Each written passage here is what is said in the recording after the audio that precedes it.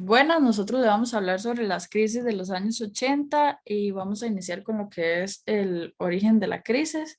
En lo que son los factores internos, tenemos el manejo inadecuado de las políticas económicas y las finanzas públicas, lo que fue la tasa fija en el tipo de cambio que terminó, en el tipo de cambio internacional, perdón. Tenemos los factores externos, que es el incremento en el precio del petróleo. Esto fue considerado uno de los principales factores externos debido al aumento de la demanda por las nuevas invenciones, lo que llevó a Costa Rica a un aumento en la inflación debido al alto costo en la energía eléctrica. También contamos con lo que fue la fluctuación en los términos internacionales de intercambio, desencadenado por el punto anterior, y el estancamiento del mercado común centroamericano que afectó temas internos como lo fueron las importaciones, el crecimiento, el desacelero en el comercio, así como la producción. Siguiente, hablaremos de los acontecimientos políticos relevantes que, como cabe mencionar, bajo la administración de Rodrigo Carazo, que fue en el periodo de 1978 a 1982, hubo muchos desaciertos de este presidente durante la crisis financiera que vivía el país en 1980, afectando negativamente el cambio de divisas. Para el año 1982 se reformó la ley orgánica del Banco Central, donde existían algunos mercados oficiales, intercambiaron, mercado libre y el mercado del Banco Central, siendo cada uno de estos importantes para el país. En el año 1982, hubo un cambio de presidente. El presidente electo fue Luis Alberto Monge Álvarez.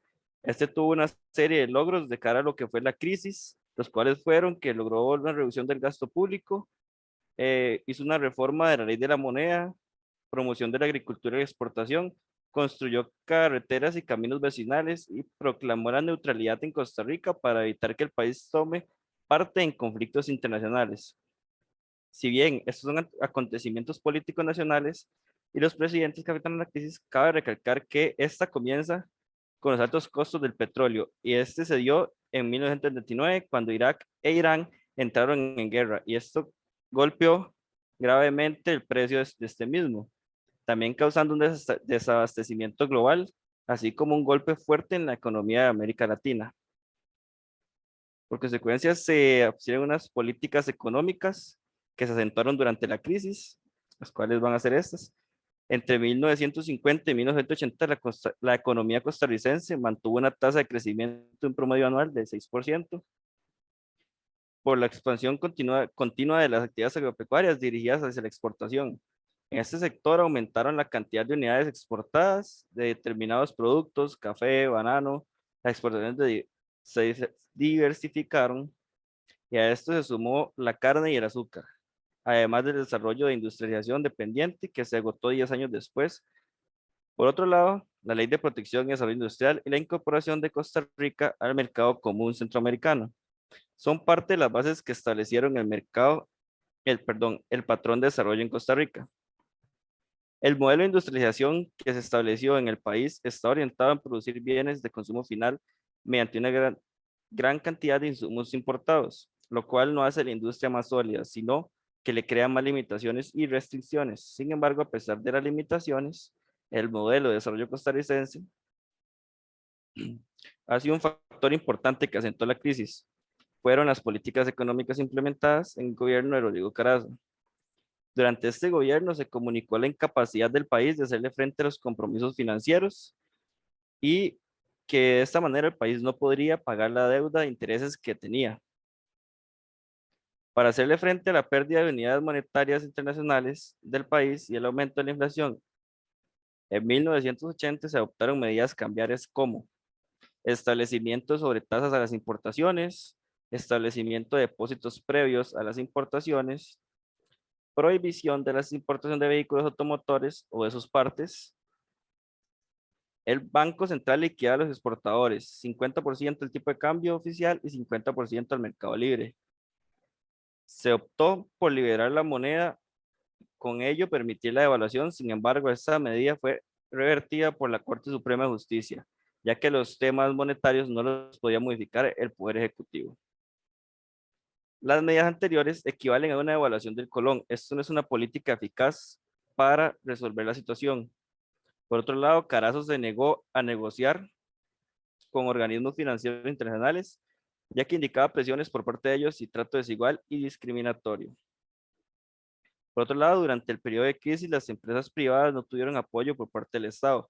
Por tanto, esta misma cayó un 34,7% y esto generó un aumento de las importaciones y la producción nacional disminuyó un 10% en 1981. El gobierno se había comprometido a mantener los precios sin variación en los expendios del CNP, especialmente para algunos productos de la hoy conocida canasta básica. Además, lanzaba directrices de que el sector público y privado debían mantener los puestos ocupados para evitar el desempleo y más bien se fomentaría la creación de empleos. Consiguiente, vamos a pasar a los principales indicadores macroeconómicos durante la crisis. Ok, primero vamos a comenzar con el Producto Interno Bruto. Para el año 1976, el PIB del país era de 2,41 mil millones, aumentando constantemente hasta 1980. Este llegó a ser el pico más alto del PIB costarricense en estos años, con un 4,83 mil millones. Posteriormente se da una caída de hasta 1981, llegando a ser un 2,62 mil millones, para cerrar finalmente el año 1982 con un PIB de 2,61 mil millones. Por otro lado, el PIB per cápita en precios actuales entre estos años se definieron 3 puntos claves para Costa Rica en el año 1976, que fue de 1122,8. Después estaría el año 1980, que fue de 2021,5. Y últimamente el año 1982, que fue de 1033. Después estaría el crecimiento del PIB para estos mismos años. Para 1977 este decreció y posteriormente para el 1982 se dio un decrecimiento de menos 7,3%. Después estaríamos hablando de la inflación. En la inflación anual fue especialmente fuerte en las ramas de los combustibles, electricidad y agua, actividades en las que el sector público es de gran importancia. El índice de precios para los consumidores de ingresos promedios y bajos fue de un 20,66% entre los años de 1979 y 1980. Esto contando con una gran diferencia al aumento que se da del 70,87% entre los años 80 y 81. Posteriormente estaría el empleo, que tomando en cuenta que la población costarricense entre estos años estuvo entre 2019,9 miles de personas para el 76 y esta ascendió a 2.306 miles de habitantes para el 81, siendo 103,7 miles de personas trabajadores en el sector público para el 76, mientras que en el 81 este número subió a 142,4. Entre los años del 78 y el 81, la fuerza de trabajo total en promedio creció un 3,1% a una tasa anual, mientras que la población total creció a una tasa de un 2,7%. Posteriormente, mi compañero les va a hablar de cómo se salió de la crisis. Buenas tardes, mi nombre es Daniel Cosme y yo continuaré con la historia económica de Costa Rica. Como mencionan mis compañeros y compañeras, antes del año, bueno, para el año 1982, la economía costarricense estaba sumergida en una crisis. No había empleo, la inflación estaba subiendo y no había dinero, en pocas palabras. Entonces la pregunta es, ¿qué hace el Estado costarricense para salir de esta crisis? ¿Qué pueden hacer para mantener la estabilidad o, bueno, recuperar estabilidad macroeconómica en el país? En este contexto, en este caso, entra Luis Alberto Monge, expresidente de Costa Rica, que gobernó durante 1982-1986. A este personaje se le ocurre la idea de solicitar un préstamo al Fondo Monetario Internacional. Ellos, por su parte, entran en negociación con el Estado costarricense y terminan dando un acuerdo en donde se le presta un monto al país bajo las condiciones de que se deben generar ciertas reestructuraciones. Entonces, se generan los programas de ajuste estructural conocidos como PAE, que se enfocaban en política arancelaria, política de precios, política impositiva y política de finanzas. La política arancelaria en sí se enfocaba en reducir el proteccionismo que tenía el sector nacional de la competencia internacional. De esta manera, las oportunidades de inversión y especialización de las economías de escala aumentan. Y no se debe olvidar que una economía tan reducida como la de Costa Rica o aún la de Centroamérica tiene un mercado tan pequeño que no ofrece posibilidad de alcanzar un crecimiento sostenido por sí solo. Luego, en temas de política de precios, el gobierno tenía la costumbre, por así decirlo, de darle subsidios a los empresarios nacionales, igualmente con la intención de protegerlos de los vaivenes internacionales. Sin embargo, esto le restaba competitividad a los sectores y los hacía menos productivos. Luego, la política impositiva se enfocaba, en pocas palabras, ¿cómo se dice? Asignar adecuadamente los impuestos a las personas, ya que era un sistema de tributación muy generalizado y a las personas pobres se les cobraba igual que a las personas con riqueza. Entonces, en pocas palabras, la acumulación de riqueza en ciertos sectores era demasiado excesiva. Finalmente, la política de finanzas públicas se enfocaba en que el sector público no debía ser, la financiación del sector público no debía ser de carácter inflacionario. Es decir, se está invirtiendo demasiado en el aparato, en el aparato estatal que generaba deficiencias en temas de lucro y acumulación monetaria. Bueno, finalmente, gracias a estos programas, bueno, a este programa de ajuste estructural, Costa Rica, bueno, el presidente Álvarez logra detener la caída del PIB, el aumento del desempleo y redujo la tasa de inflación al 32% en 1983. Eh, este exitoso esfuerzo de estabilización fue apoyado por un acuerdo contingente por un año con el Fondo Monetario Internacional. Este conjunto de medidas también logró mejorar la situación económica de 1984. El crecimiento real del PIB fue alrededor del 6%, la tasa de inflación disminuyó al 15% y el desempleo se redujo al 7,7% de acuerdo con Lizano en 1990. Ahora, con respecto a las conclusiones de la crisis para el país, se concluye que la crisis se generó por culpa de la mala administración de los gobiernos de turno durante 1876 y 1980, debido a las malas políticas públicas y económicas financieras, incentivando la demanda de productos importados y reduciendo las exportaciones, porque debido al ajuste, las políticas económicas del país, era más barato, por así decirlo, adquirir productos en el extranjero que en el propio mercado interno. Esto generaba una balanza de pagos muy negativa y generaba dependencia internacional para adquirir los productos. Es decir,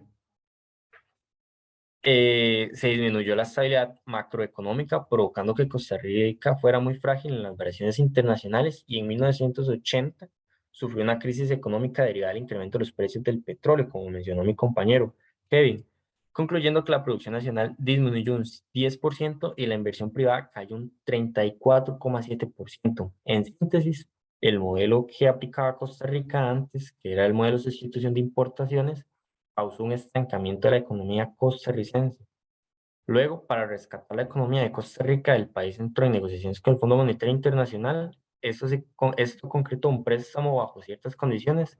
De este modo, Costa Rica formaliza un programa de ajuste estructural que tiene como objetivo reducir el proteccionismo, eliminar la fijación de precios, disminuir los subsidios, regular los impuestos y asegurarse de que el financiamiento del sector público no sea de carácter inflacionario. Finalmente, las regulaciones del FMI logran detener la caída del PIB, el aumento del desempleo y reducir la tasa de inflación y el déficit consolidado del sector público no financiero.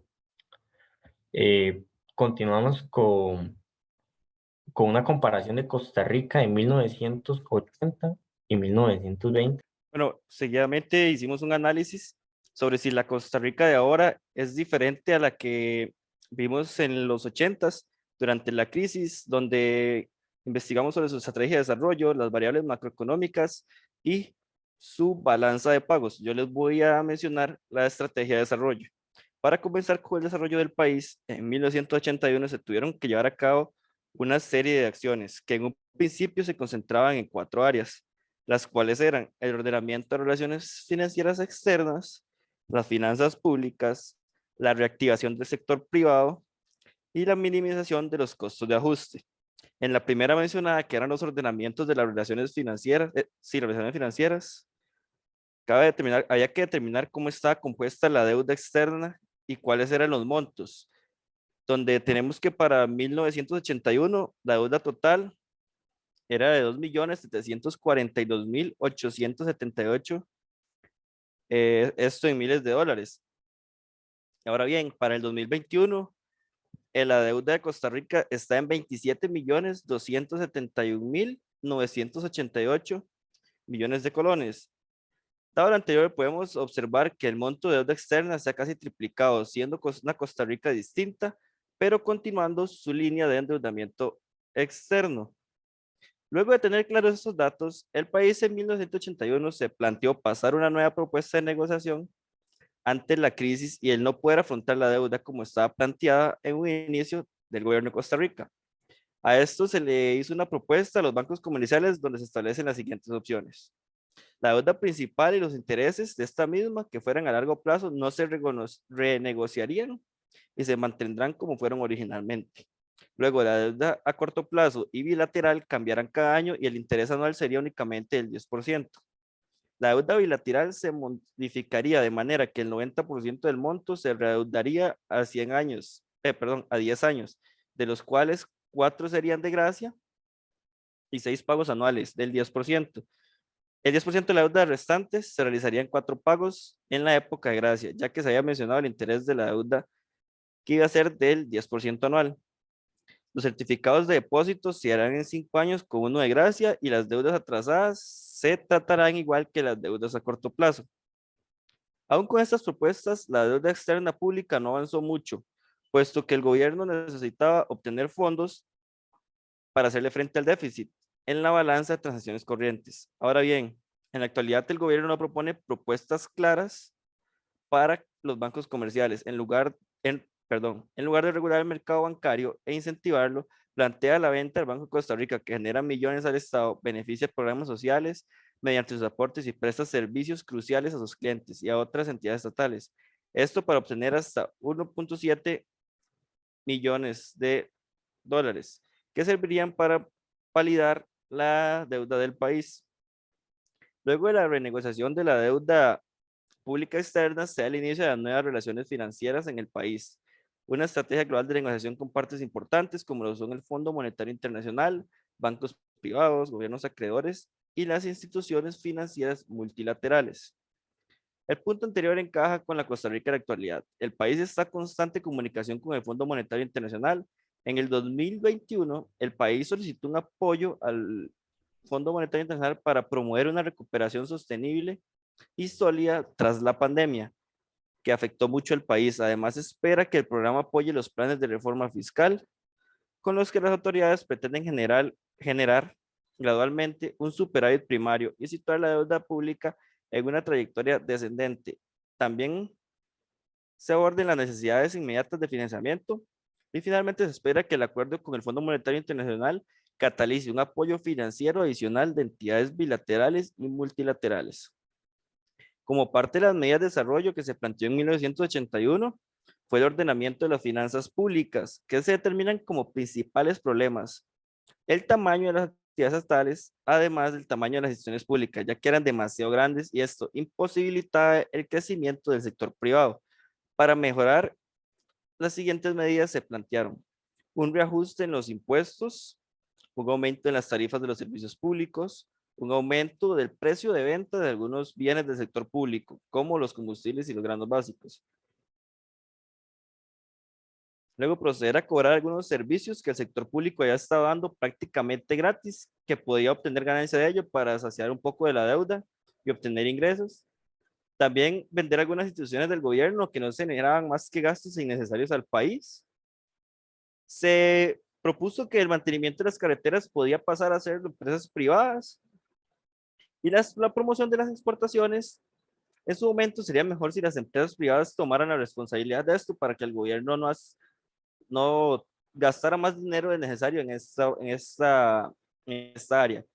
Las empresas privadas deberían de participar activamente en el financiamiento de actividades de ciertas partes de capacitaciones técnicas, porque si bien se sabe, ellos también necesitan de gente capacitada para esto y solo la parte pública estaba haciéndolo. Dado este punto anterior, podemos observar coincidencias con la Costa Rica de 1980, ya que en la actualidad persiste la misma problemática con respecto al tamaño del aparato estatal. Además, se plantean soluciones similares. Hoy en día se posee la Ley de Fortalecimiento de las Finanzas Públicas, que incluye reformas a la Ley de Impuestos sobre la Renta, crea el impuesto de valor agregado y ajusta salarios y beneficios a los funcionarios públicos. Seguidamente vamos a pasar a las variables macroeconómicas. En lo que respecta a este tema, tenemos el Producto Interno Bruto. Se puede decir que son dos versiones de Costa Rica muy distintas, ya que durante la crisis de los años 80 rondó entre 7,88 millones de colones y su máximo de 9,102 millones de colones, mientras que para el 2022 es de 39.881.459. Por otra parte, tenemos la tasa de inflación durante la crisis, que fue de 20,71%, siendo el registro más bajo y logró alcanzar un 70,87% en su porcentaje más alto, mientras que para octubre del presente año fue de 8,99%, por lo tanto podemos afirmar que son versiones muy diferentes. Y finalmente, en cuanto al empleo, la fuerza de trabajo total empleada, está dada en miles, era de 617.4 para el 76 y siendo esta la más baja, y de 726.000 en 1981, representando la más alta, mientras que para el 2022, que está dada en millones, fue de 5.205.355. Por lo tanto, se puede decir que son dos versiones muy distintas del país. Y a continuación los dejo con la parte final, que es la balanza de pago. Bueno, ahora bien, hablando sobre la balanza de pagos, Costa Rica en 1980 experimentó una reducción importante en el déficit comercial del país y como consecuencia en el déficit de la cuenta corriente de la balanza de pagos. Mientras que las exportaciones se han estancado, las importaciones han sido menores que el año anterior, con lo que el déficit comercial se redujo de 538,7 millones de dólares en 1980 a 220 millones de dólares en 1981. El aspecto más desfavorable de la cuenta corriente durante 1981 ha sido un saldo negativo importante en las rentas de inversión. Este saldo se monta a 289 millones de dólares, que representará un 70,1% del déficit de la cuenta corriente. En 1979, en cambio, había representado solamente un 26,2% y un 32,1% en 1980. Por su lado, el superávit de la cuenta de capital mostró una disminución del 24,6%, comparada con una reducción del 37,6% en el déficit de la cuenta corriente, por lo que la pérdida de reservas fue menor en el año anterior. Los movimientos oficiales del capital representaron el 93% del total, mientras que en 1980 había representado el 81,7%. De esta manera se acentuó la concentración de los movimientos del capital en el sector público, que se había iniciado en 1977. La disminución de los movimientos del capital privado, por su parte, ha sido consecuencia de las drásticas contracciones de la inversión directa y del acceso al crédito externo por parte del sector privado. Ahora bien, hablando sobre la balanza de pagos en Costa Rica durante 2022, se dice que Costa Rica continúa mostrando un balance negativo. En el primer trimestre del 2022, el dinamismo de la actividad económica local y el deterioro de los términos de intercambio incidieron en un aumento del déficit respecto al mismo periodo del año previo, que pasó de 1,6% del PIB en 2021 a 5,2% del PIB en 2022. El déficit en bienes se debió al incremento de las importaciones que aumentaron de forma interanual en 39,3%. Por su parte, la mayor renta de inversión directa incrementó el balance negativo de la cuenta del ingreso primario en 29,8%. Estos déficits fueron parcialmente contrarrestados por el aumento en el superávit de la cuenta de servicios de 53,3%, principalmente por la recuperación del turismo del sector. Ahora bien, en Costa Rica, las exportaciones de bienes registraron un incremento interanual de 17,8%, atribuible principalmente a las empresas adscritas a regímenes especiales, 22,9%, donde destacan las mayores ventas externas de dispositivos médicos. Además, se consolidó el proceso de recuperación de las exportaciones de bienes del régimen definitivo, con un incremento del 11%, promedio trimestral de 1,3% en el periodo 2017-2019, en especial en productos manufacturados. Finalmente, se concluye que una balanza de pagos negativa, obviamente es negativa, sin embargo, el Estado costarricense está obligado a continuar importando estos productos para continuar con su producción interna. La Universidad Estatal a Distancia, UNED, presenta. La economía de Costa Rica se desplomó en 1980, principalmente por la crisis derivada de los aumentos internacionales en el precio del petróleo. El desempleo se duplicó y el precio del dólar aumentó aceleradamente. ¿Quién fue el presidente de Costa Rica que enfrentó la crisis económica de 1980? ¿Óscar Arias Sánchez, Rodrigo Carazo Odio o Luis Alberto Monge Álvarez? Esto es un encuentro con la historia.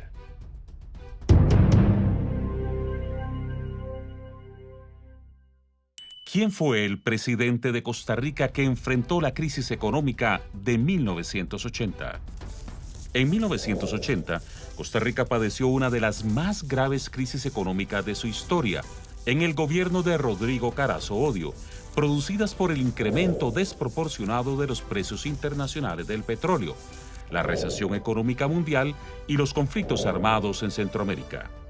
Rodrigo Carazo congeló el pago de la deuda externa en 1981 y rompió relaciones con el Fondo Monetario Internacional, expulsando a sus representantes por exigir condiciones que perjudicarían aún más a la población.